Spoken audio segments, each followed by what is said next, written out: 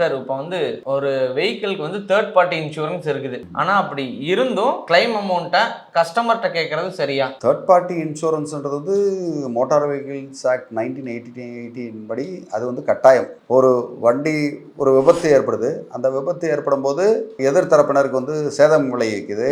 அந்த சேதத்தை வாங்குறதுக்காக தான் இந்த தேர்ட் பார்ட்டி இன்சூரன்ஸ் பர்பஸே அதுதான். அப்படி இருக்கும்போது அவங்க வந்து தேர்ட் பார்ட்டி இல்லை நான் இன்சூரன்ஸ்லாம் வந்து நான் கிளைம் பண்ண முடியாது, உங்ககிட்ட தான் நீங்கள் தான் கொடுக்கணும் அப்படின்னா அது தவறு. சட்டப்படி அது மாதிரி அது மிரட்டி கேட்குறதே வந்து தப்பு. நிறைய பேருக்கு வந்து ஒரு இடத்துல ரோட்டில் ஒரு திடீர்னு ஒரு ஆக்சிடென்ட் நடக்குது, எதிர்பாராத ஒரு விபத்து, உடனே 4 பேர் சேர்ந்து அவரை அடிக்கிறது, திட்டுறது, இல்லை நீ வந்து உன்னை சட்டையை பிடிச்சி பஞ்சாயத்து பண்ணி உட்கார வைக்கிறதே சட்டப்படி இவர் இடித்ததை விட பல மடங்கு அது குற்றம். அந்த மாதிரி ஒரு குற்றத்தை அவங்க செய்யும்போது அது அவங்க கிரிமினல் ஆக்ஷன் போலீஸ்னால எடுக்கப்பட வாய்ப்பு அதிகமாக இருக்குது. அதனால் நீங்கள் வந்து அந்த மாதிரி மூன்றாவது ஒரு மனிதர்கிட்ட இந்த மாதிரி ஒரு பிரச்சனை ஆயிடுச்சு, அதனால் எனக்கு நீங்கள் தான் காம்பன்சேஷன் கொடுக்கணும், இன்சூரன்ஸ் இருக்கும்போது அந்த மாதிரி தகராறு பண்ணிங்கன்னா அது கிரிமினல் குற்றம். சார் தேர்ட் பார்ட்டி இன்சூரன்ஸ் இருக்கும்போது பர்சனல் ஆக்சிடென்ட் அப்படிங்கிறது கவர் ஆகுமா சார்? கண்டிப்பாக கவர் ஆகாது. இது வேற அது வேற. நீங்கள் வந்து பர்சனல் ஆக்சிடென்ட்டுக்கு வந்து அதுக்கு தனி இன்சூரன்ஸ் தான் வந்து போடணும். நமக்கோ நம்ம வண்டிக்கோ சேதமாயிருச்சு இந்த ஆக்சிடென்ட்னால அப்படின்னா அதுக்கு வந்து தனிப்பட்ட இன்சூரன்ஸ் தான் போடணுமே தவிர தேர்ட் பார்ட்டி இன்சூரன்ஸு அது கவர் ஆகாது. அது வேற இது வேற. சார் ஓன் டேமேஜ் கவர் இல்லைன்னா என்னென்ன பிரச்சனை வரும் சார்? ஓன் டேமேஜ் கவர் இல்லை அப்படின்னா நீங்கள் எல்லா செலவையும் நம்ம தான் வந்து ஏற்றுக்கிற மாதிரி இருக்கும். நம்ம வண்டிக்கு இன்சூரன்ஸ் இல்லை, தேர்ட் பார்ட்டி இன்சூரன்ஸ் மட்டும்தான் வச்சுருக்கேன். ஏன்னா அது வந்து கம்பல்சரி, இது கம்பல்சரி கிடையாது. ஸோ அப்படி இருக்கும்போது தேர்ட் பார்ட்டி இன்சூரன்ஸ் வந்து வச்சுக்கிட்டு இது வாங்காமல் இருந்தால் வண்டிக்கு என்ன சேதானாலும் அது முழுக்க இவருடைய தலையில் தான் வந்து விடியும்.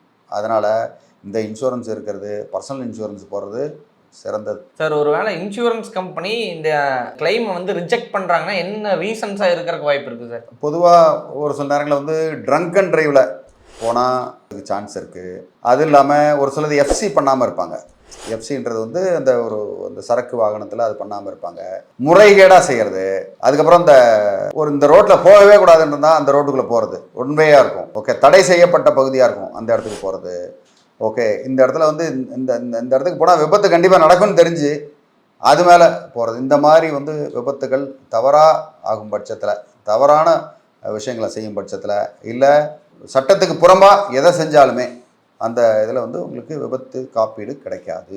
சார் இப்போ ஒரு ஆக்சிடென்ட் நடக்குது அப்படின்னா எஃப்ஐஆர் போட்டால் தான் இந்த இன்சூரன்ஸ் கவர் ஆகுமா சார்? கண்டிப்பாக எஃப்ஐஆர் போட்டால் தானே வந்து அது என்ன விபத்துன்னே தெரியும். எஃப்ஐஆரே போடாமல் எப்படி? எப்போயாவது ஒரு சில இடங்களில் வந்து எஃப்ஐஆர் தேவைப்படாது. ஃபார் எக்ஸாம்பிள், இப்போ நீங்கள் வண்டி எடுத்துகிட்டு போகிறீங்க, உங்கள் செவுத்துலேயே நீங்கள் இடிச்சுக்கிட்டீங்க, அங்கே எப்படி எஃப்ஐஆர் போட முடியும்? விபத்து நடந்துச்சுன்னு ஒரு இன்ஃபர்மேஷன் தான் கொடுக்க முடியுமே தவிர நீங்கள் வந்து அதுக்கு ஒரு எஃப்ஐஆரை போட்டு அதை இன்வெஸ்டிகேஷன் பண்ணி அதை பண்ண முடியாது. ஸோ இந்த மாதிரி ஒரு சில சின்னது தன்னுடைய இடத்துக்குள்ள இந்த மாதிரி நீங்கள் மட்டும் இருக்கிற இடத்துல இந்த மாதிரி விபத்து நடந்துருச்சுன்னா அதுக்கு வந்து எஃப்ஐஆர் போட முடியாது. பப்ளிக் பிளேஸ்லனா கண்டிப்பாக எஃப்ஐஆர் போட்டு தான் ஆகணும். ஸோ ப்ரைவேட் பிளேஸில் வரும்போது இது நடந்திருக்கு அப்படின்னு அதுக்குண்டான தகவலை சொல்லி அதுக்குண்டான ப்ரூஃப்ஸை சப்மிட் பண்ணி கண்டிப்பாக இன்சூரன்ஸ் கிளைம் பண்ண முடியும். மேலும் இதை மாதிரி வேறு ஏதாவது உங்களுக்கு சந்தேகங்கள் இருந்தாலோ இல்லை தீர்க்க முடியாத பிரச்சனைகள் இருந்ததுன்னா தாராளமாக வாட்ஸ்அப் பண்ணுங்கள். உங்களுக்கு உதவுறது காத்துக்கிட்டு இருக்கேன். நன்றி, வணக்கம்.